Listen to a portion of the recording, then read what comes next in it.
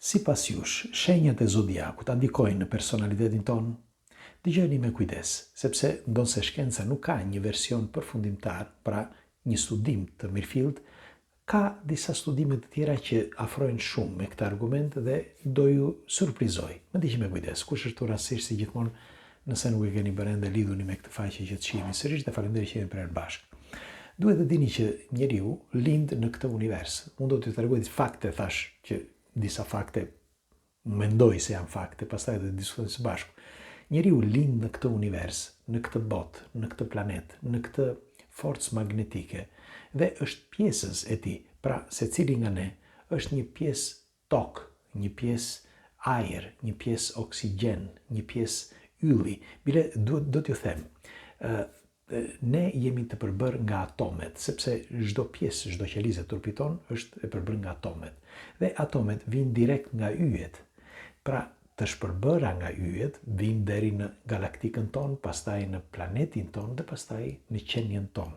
Pra, janë pjesës të vogla, pra të qelizave tona të atomeve, të një ylli që ka shpërthyer diku në univers. Pra, ne duam apo nuk duam, këto nuk janë fantazi. Këto janë gjëra reale, janë të vërteta. Pra çdo pjesë e trupit ton ne komunikojmë në bazë të fushës magnetike. Dhe fusha magnetike ekziston në pafundësi. Pra mendimi ynë, valët e trurit, çdo frekuencë, pra që ne emetojmë, qoftë nga shikimi, nga luhati, nga të gjitha anët, është e njëjta gjë që gjendet atje në hapësirë. Pra ne jemi një pjesë e vogël e universit. Po, pra pjesë e vogël e fushës magnetike, sepse janë ato valët, pra ato frekuencat që janë në trurin ton, që janë në kontakt me universin.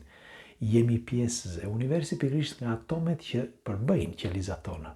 Jemi pjesë e kësaj toke, kemi një pjesë tokë, sepse brenda qelizave tona ka pak tokë, pra ata që nuk e din. Pra, ne edhe kur marrim frym, këtë oksigjen e kemi nga bota, nga universi.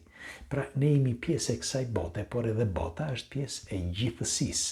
Kështu që duke u bazuar në këtë, ti kupton që je pjesë e atyre shenjave të zodiakut, pra e konstelacioneve. Dhe në qoftë se do të futemi më në brendësi, mund të them që gjithësia është e manovruar pra nga një fushë magnetike që e gjitha së bashku funksionon në bazë të këtyre të forcës së gravitetit, të shtytjes dhe të tërheqjes. Dhe kjo përcakton ekzistencën e çdo specieje dhe çdo grimceje. Pra, po ta marrim holl, ne duke qenë pjesë e universit, jemi edhe pjesë e konstelacionit. Dhe ndaj kur konstelacionet ose yjet lëvizin, influencojnë, pra ose kanë frekuenca në trupin ton, sepse janë të njëjtat qeliza, janë të njëjtat atome. Pra atomet që gjenden atje, gjenden edhe këtu. Kështu që në qoftë se do të lëvizin këtu, atomet do të lëvizin dhe atje. Në qoftë se frekuenca do të shtohen këtu, do të shtohen edhe atje. Pra është e pa evitueshme kjo. Janë të lidhura të gjitha bashkë. Tani le të futemi në brendësi. Shkenca, ç'është e vërteta për sa i përket zodiakut, nuk jep një version përfundimtar. Sepse thotë zodiaku është diçka thotë që janë yjet, thotë nëse lëvizin yjet nuk ka frekuenca thotë që mund të arrijnë deri në planetin Tokë. Mirë po, sepse duhet dini që për shembull ylli më i afërt ka për shembull kur thuhet 10.000 vite dritë. Do të thotë që ajo dritë që po shkëlqen tani në këtë moment është 10.000 vite më parë. Pra, është një dritë që shkëlqen prej 10.000 vite më parë dhe tashmë ne e shohim sepse tashmë mbrin këtu ajo dritë. Nuk e dim kuptoni apo jo. Është njësoj si kur unë të lëshoj zërin tim tani dhe zëri im, jahona e zërit tim, të shkoj bie fjala 20 apo 50 km larg dhe ta dëgjojnë ata pas 3-4 sekondash. E njëjta gjë është dhe drita.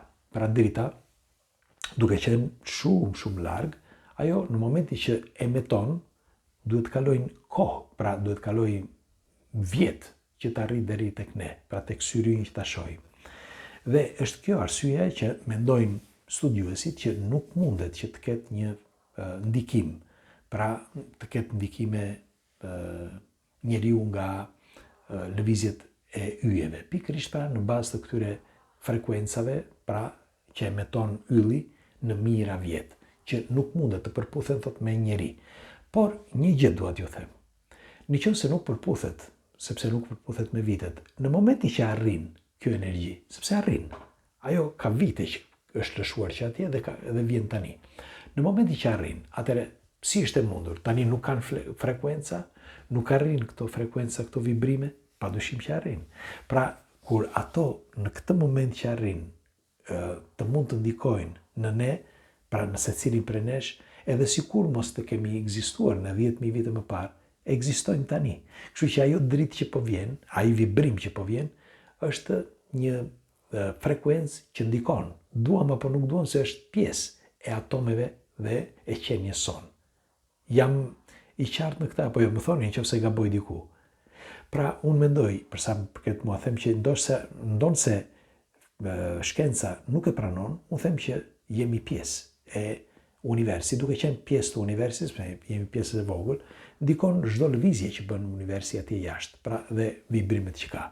Dhe përsa i përket në fakt atomeve ose njeriut, nëse është i lidhur me jo apo jo, në bazë të studimeve të fundit është bërë një studim që është vënë re që njeriu në momentin që lind, që është bërë studimi tani, por njihet që prej kohërave antike, lind në bazë të ditës, të orëve, të lëvizjes së hënës, të diellit etj. Këto nuk është se i shpiku njeriu sot. Jo. Këto i dinë që për kohërave antike. Në fakt, kur lindte një njeri, një djalë apo një vajzë, në ditët e caktuara, të një date, apo të një lëvizjes së hënës, apo të eklipseve, po të ishin të eklipseve akoma më shumë, ishin të përcaktuara, sepse thoshin ky do të jetë kështu dhe ky do të jetë kështu. Dhe nuk është se gabonin shumë. Pikërisht pra të vjetrit, të moshuarit e dikurshëm e kuptonin sepse diçka pra në atë periudhë kohe lëvizte diçka që ishte në një trajt me të njëjtën çfarë ka atje jashtë, pra njeriu që lindi me atë që gjendet në këtë moment, lëvizja e diellit apo eklipsi apo diçka tjetër. Dhe e përcaktonin karakterin e atij njeriu pikërisht në këtë formë.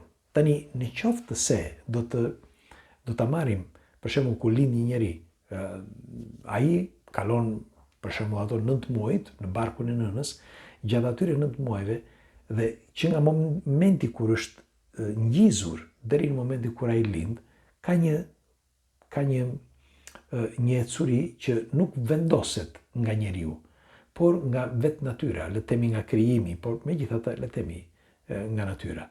Dhe janë parametra të përcaktuara me kohën, pra me kohën, me temperaturën,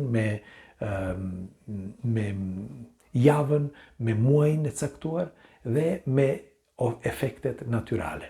Pra, në sintez, efektet natyrale ndikojnë në qenien tonë, po ashtu edhe yjet, pra ndikojnë në qenien tonë.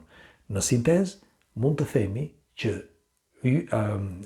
këto shenjat e zodiakut padyshim ndikojnë në karakterin dhe në qenien tonë. Më thoni, nëse kam të drejtë ose jo.